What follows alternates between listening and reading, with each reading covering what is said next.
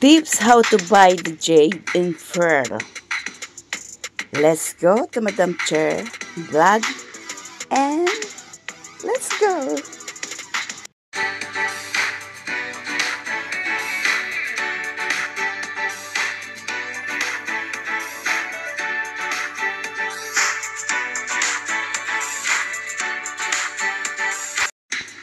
Good morning sa lahat ng ating mga ka-cheers. Kumusta na po kayo ngayon? Ano bang iginagawa natin ngayon? At syempre kung napanood niyo po yung ating pagpunta sa Jade at Pearl Market, ang ating pong ibabahagi ngayon kung paano po tayo bibili. At mga tips para po tayo makamura. Kaya tara, let's go! Ito na po tayo sa exciting part kung paano tayo mamimili ng ating mga jade at pearl. Sabi nga ng isa sa mga kaibigan ko na negosyante, kapag ikaw ay mamimili, dapat tatandaan mo unang-una yung location. Huwag ka kaagad bibili sa bungad ng pamilihan o ng halimbawa kung sa tindahan siya o yung hilera siya ng ng mga stool, ng mga mga shop. Huwag ka agad kayong bibili doon. $10. Number 2 is lahat ng stall na mayroong magaganda na gusto nyo ng mga paninda, mag-ano po kayo, mag-survey po kayo, magtanong kayo ng price. Mga 2, 3, 4 na shop na pagpipilian nyo. And then, in-compare nyo po yung mga prices niya. Pangatlo, tingnan nyo po ang dekalidad ng bawat bibilhin nyo. Lalo na po sa pearl at jade. Kasi mayroon pong mga iba't ibang klase ng pearl at jade at kung saan saang bansa po siya naroroon. Kaya dapat alam mo kung ano gusto nyo. Ano yun. Ang next po natin is titingnan po natin kung anong country o itatanong natin kung saang country galing po yung mga kung gusto nila jade or pearl na tinitingnan natin o gusto nating bilhin. Kasi mayroon po differences ang bawat isa. Next po is, siyempre habang tayo ay namimili, makikipagkwentuhan tayo doon sa mga tindera, sa mga tindero, kung saan nila ginagawa, paano nila ginagawa, kung inaangkat ba nila o sila mismo ang gumagawa doon sa stall, and how to do it. Kasi minsan, may ginagawa sila habang nandun nagbebenta siya o tumatawa sila. Tingnan po natin. Sunod po is, hawakan nyo po yung ating mga bibilhin. Kapag mabigat po siya, ay totoo po ang jade at pearl na ating bibilhin. Kasi po may pearl po na magaan. Ibig sabihin, hindi po siya tunay. Kumbaga, hindi talaga siya yung original o yung totoong pearl and jade. Lalo na po sa pearl, kapag ang pearl po ay mabigat at saka po yung iba-iba ang hugis niya, iba-iba ang laki niya, ibig sabihin po totoo yun kasi lumalaki po siya, na dumadami po siya. Yun po ang totoong pearl. Pearl had different size, different shape, and even color. So, mamimili po kayo kung anong kulay ang gusto nyong bibilhin. Ganon din po ang jade. May iba-iba po silang kulay na kung titingnan nyo po, hindi kayo makakapamili kasi nga, ang gaganda po niya. Wala kayong itulak kabigin para po sa pabili niya. But stick to the point na kung ano po talaga ang gusto nyo. Kung ito po ay panriregalo ninyo, siyempre aalamin nyo po ano ba ang gusto ng pagreregaluhan nyo, ano bang occasion, dapat isasaalang-alang nyo po yan. Kung yan ay sa inyong mother, sa inyong kapatid, sa inyong friend, o pang-regalo nyo sa iba. Well, kung gusto nila. Siyempre, masarap magbigay o magregalo kapag na-appreciate nila o nagugustuhan nila ang ating binibigay. Kaya dapat alam po natin yan. So, yun na po. Ganon din po, isa pang tips kung paano tayo mamimili is,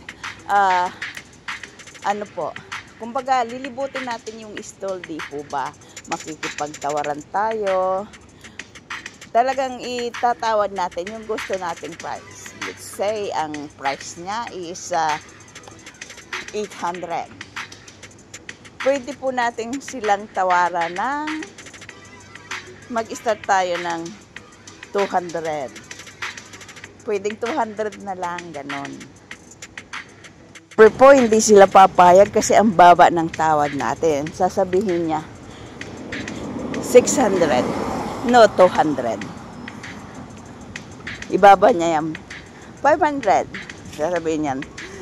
Basta mag-aano kayo hanggang umabot sa pag pinigay nila ng 400 o 300. Yun, go kayo. Pero wag mo po nang kukunin.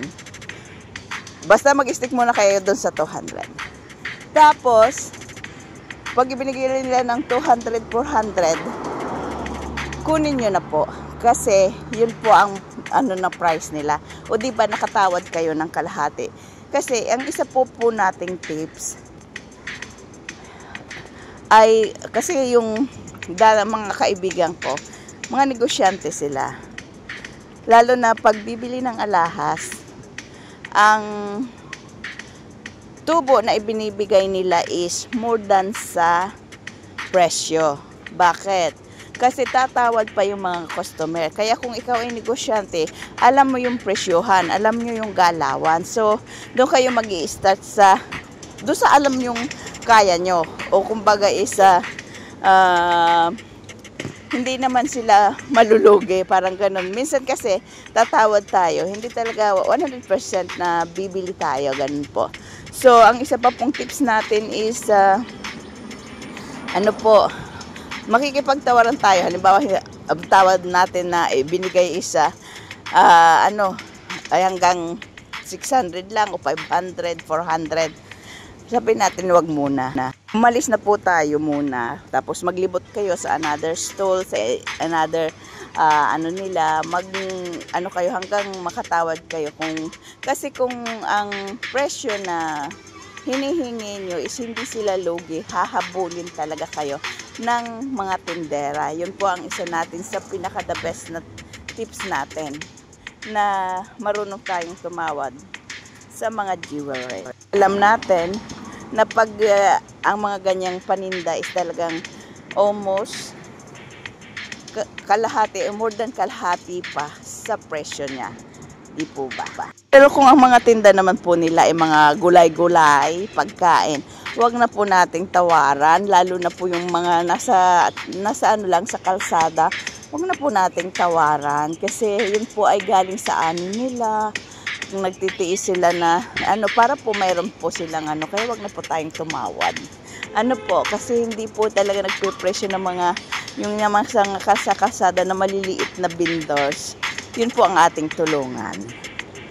Kung kayo patuloy po na nanonood ng video ito, paki-comment lang po kung saang lugar kayo naroroon at kung anong mga pearl at jewelry at kulay ang gusto ninyo pong bilhin. At syempre magpapasalamat ako ng maraming sa aking sisterette.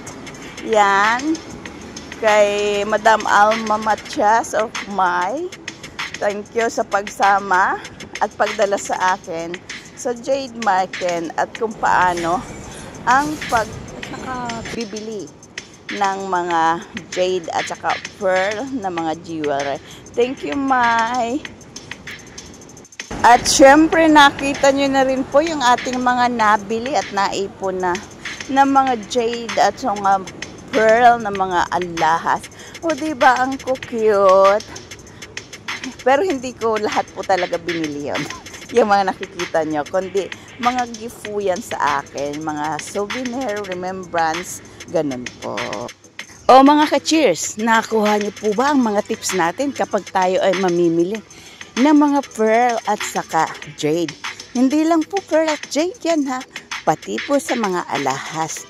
Ganyan po ang ginagawa ng talagang mga business woman at businessman kapag sila ay namimili. Kaya kung gusto nyong mamili, samahan, magpasama po kayo dun talaga sa marunong tumingin at magtawad. Yan po ang ating ibinahagi ngayon. At kung inyo pong naibigan, paki-like, share, and comment na rin sa baba po kung ano pa ang gusto nyong malaman about dito sa Hong Kong.